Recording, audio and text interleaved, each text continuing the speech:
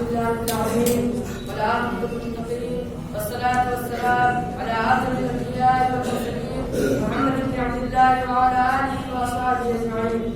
أما بعد، أعوذ بالله من الشيطان الرجيم. بسم الله الرحمن الرحيم. كل نفس ذائقة الموت.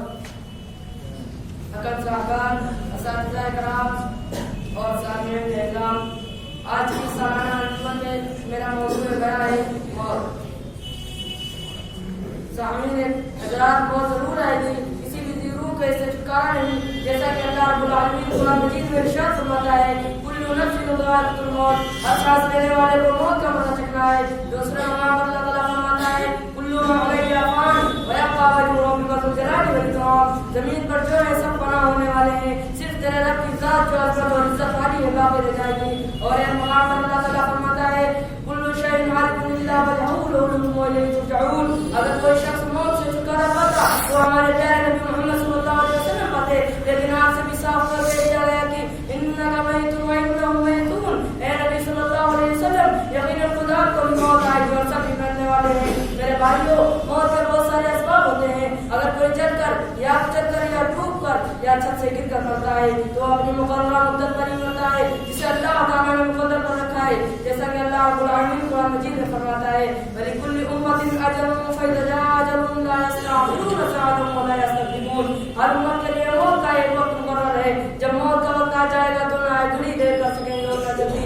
اسی طرح لوگوں میں سے کسی کو اس بات کا علم نہیں ہے کہ اس کی موت کا موت کہاں آئے گی، اور نہ تو کوئی دوسرے کے بارے میں بتا سکتا ہے. اگر بتانے کا دعویٰ کرے تو جھوٹا ہے، کیونکہ اس کا تعلق غائب سے اور غائب کا علم صرف اللہ کو ہے. معززات، جب آدمی کی زندگی پوری ہو جائے گی اور زندگی کا تناقض ہونے لگے گا تو اس کو اس وقت بہت زیادہ تکلیف ہوگی. فرشتے آئیں گے، دور تک بیٹھ جائیں گے اور جاننے کی عالم میں مبتلا شخص کو دیکھے گا. پھر مظلوم موت آئیں گے اور بدن کو حرکت و حرارت دینے والی روح کو کھینچ لیں گے. جیسا کہ اللہ رب العالمین قرآن مجید میں ارشاد فرماتا ہے وَهُوَ الْقَاهِرُ فَوْقَ عِبَادِهِ وَيَنزِلُ عَلَيْكُمْ بِقَدْرٍ حَتَّى إِذَا جَاءَ أَحَدَكُمُ الْمَوْتُ تَوَفَّتْهُ رُسُلُنَا وَهُمْ لَا يُفَرِّطُونَ. سامعین اکرام، جاتی نکبت آدمی پر کیا گزرتی ہے، کیسی تکلیفوں سے دوچار ہوگا، باہر سے اسے کوئی محسوس نہیں کر سکتا اور اس پریشانی کو اور شخص کو جھیلنا ہے.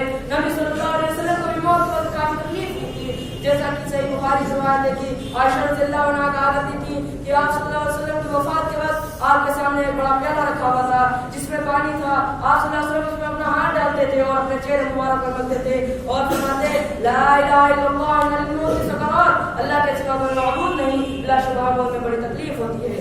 میرے بھائیوں، جو شخص جس چیز کو زیادہ کرے گا تو اس کو اس چیز سے محبت ہو جائے گی اور موت کے وقت اس کو وہ چیز یاد آئے گی. جیسا کہ مجاہد اللہ علیہ فرماتے ہیں جو شخص مرتا ہے جس کے وہ ساتھی جن کے ساتھ وہ بیٹھتا تھا ان کی مثالی شکلیں پیش کی جاتی ہیں. ایک شخص کی موت کا وقت آیا جو شطرنج کھیلنے والوں میں سے تھا. اس سے کہا گیا لا الہ الا اللہ پڑھو. اس نے کہا شاہد، پھر مر گیا تو اس کی زبان پر وہ بات غالب ہوئی جس کی اسے عادت تھی.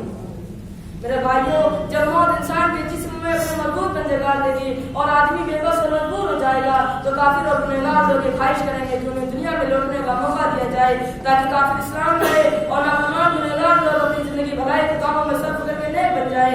جیسا کہ اللہ رب العالمین سورہ المؤمنون میں ارشاد فرماتا ہے حتی اذا جاء احدهم الموت قال رب ارجعون. یہاں تک کہ جب ان میں سے کسی کو موت آنے لگتی ہے تو کہتا ہے اے میرے پروردگار مجھے واپس بتا دے لعلی اعمل صالحا فيما تركت، کہ اپنی چھوڑی ہوئی دنیا میں جا کر نیک اعمال کر دو. کلا، ہرگز ایسا نہیں ہوگا.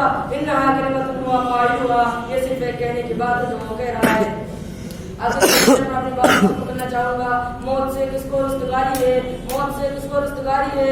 آج ان کی بات ہماری باری ہے. اللہ تعالیٰ سے دعا ہے کہ ہمیں موت کی حقیقت جاننے اور موت کی تیاری کرنے کی توفیق دے. آمین.